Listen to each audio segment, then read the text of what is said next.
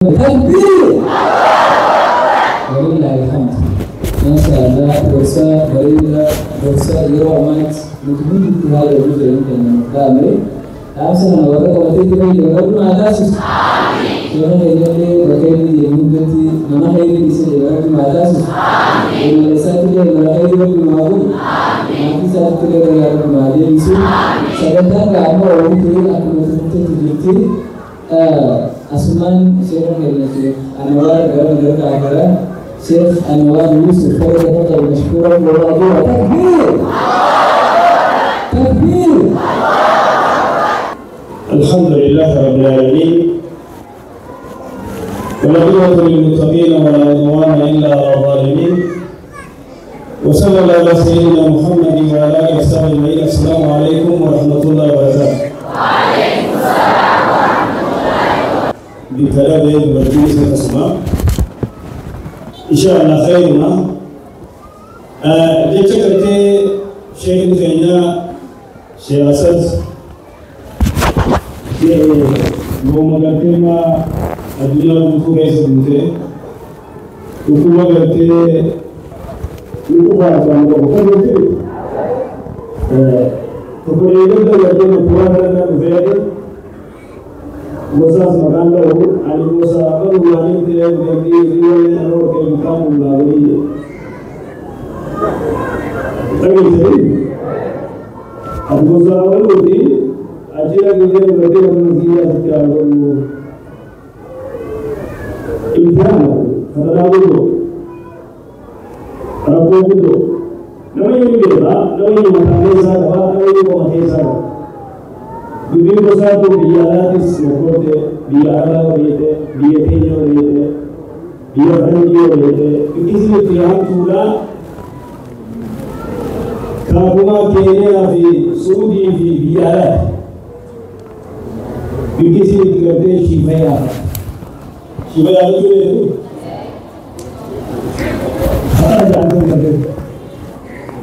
Apa punya orang lain? Enggak ada. Apa punya orang lain? Apa sahaja ini?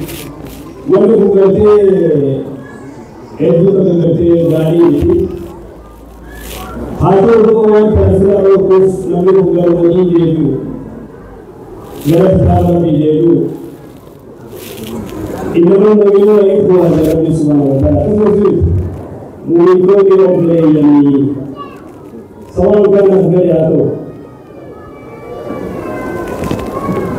Orang Muslim itu khasatan itu हमारा भी मुस्लिम आतो सुने थे मुस्लिम आतो बुलावे थे मुस्लिम आतो सीधे आतो ना आतो पकड़े आतो कभी नहीं ओ बने तो मुस्लिम इतना हलाल तो ना जानता है जो गरुड़ ईमान जवान को डिस्कशन करते अक्ल को कोड असलो ईमान ईमान जब अकीदत करते हिदायत होगी Rabbi Subhanahu wa Ta'ala warahmati nama muslimah sabar करते nama muslimat itu kita Allah amin Rabbi Muhammad amin ऐसी लेकिन इस्लामी कैसे आमीन Rabbi Subhanahu wa Ta'ala hawa kenyas sabar kenyas berbagai kenyas negeri kenyas ulama kenyas syekh kenyas ustaz kenyas Rabbi Allah sallallahu alaihi amin nama Rabbi amin कैसे आमीन Azan termakul ini untuk termakul bersama. Amin. Bagaimana terjadi saja kita juga tidak berlalu. Amin. Kami tujuan itu. Mulai tujuan. Gaya kita masuk. Amin. Kita masuk. Ayat Bismillah. Langsung kita semula kita kembali. Amin. Nanti kita juga kembali. Amin. Ini saya mulai itu lagi. Itu sini, nama kerajaan Malaysia. Amin. Sini hanya Syekh Abdul Zain Ibrahim. Kemudian, kerana wahai sekawan nami, akan mesti dunia ini sudah terus masuk ke orang itu Malaysia. Amin. Asma kah Syekh hanya Syekh Abdul ini tu kisah bahasa orang ini sini kata العافية شيخ عبد الوهاب فليتفضل مشكورا ومأجورا. تكبير! الله أكبر. السلام عليكم ورحمة الله وبركاته. تكبير! تكبير! Yang besar, orang dunia kunci sana itu kebijakan ratusan badan negara ratusan, alhamdulillah badan negara sebentar dunia semuanya.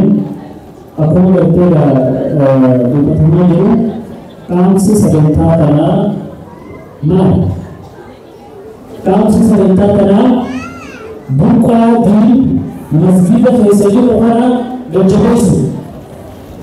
Aku berkata, yang juga menunjukkan ada bukti benar betul sungguh betul sebentar orang coba.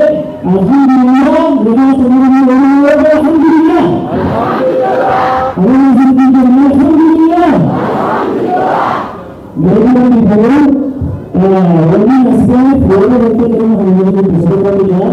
Sari betul di dunia ini sebetulnya kemudian berbuat betul buka di. Ia masjid yang bertajuk akan cuma lagi. Orang yang bersama Allah, orang yang bersama yang bersama itu orang bersama itu orang itu yang pertama kita sudah kali akan mengenal dia. Jadi semua orang yang bersama kita Allah maafkan. Amin. Allah maafkan. Amin. Allah maafkan. Amin. Bersama dengan Allah. Amin. Syukurnya apa marilah najani jadi apa marilah. Apa marilah. Apa sebenarnya orang terlibat musafir itu orang ini terlibat itu orang terus kita jalan Jangan berkira apa yang hospital saya pasal. Bagi saya hospital sendiri, saya berkira orang berkira ini sendiri. Jangan orang Rabbi yang merasa. Amin. Rabbi yang merasa. Amin. Jangan pasal itu merasa. Amin. Jangan pasal itu merasa. Amin. Jangan pasal itu merasa. Amin. Isi yang berkira hospital Islam merasa. Amin. Rabbi merasa. Apa sebenarnya organisasi yang melakukan penelitian dalam mempertahankan budaya kita umat yang itu negara apabila negara serangan mereka perjalanan kami ini si umat yang wajib itu segera doa yang ada hati dia yang berkah. Amin. Orang betul ini sangat wajib itu segera doa. Amin. Betul amin. Amin. Apa sebenarnya apa yang menjadi pandangan ini? Apa yang menjadi pandangan ini? Saya teruskan organisasi yang dilakukan bergerak sebentar menawar dengan syahidi apa takbir isinya apa hadapan dia itu hadapan dia itu berapa apa sebenarnya itu dua suasi akan diberke mahasiswa negara akan ada sebuah negara ada pemisahan plafon apa hadis pemisahan plafon apa hadis pemisahan plafon apa hadis negara plafon apa hadis isi satu aku nanti saya bisa berapa mulai saya berapa mulai saya berapa Islam tahu dia saya berapa Islam tahu dia saya berapa Islam tahu dia saya berapa Islam tahu dia saya berapa Syamaran Nadapun Mengikutan Apa semuanya Syaitan Wali mereka sebentar Aku menceritakan alat tadi Apa sebentar Tukatan Berhenti Bagi anggul Mengikutan Isinya berkata Rabbi subhanahu wa ta'ala Berkata Hajat Sesuatu Dia macam Tuhan semua. Rabbina tersebut baru. Rabbina tersebut baru.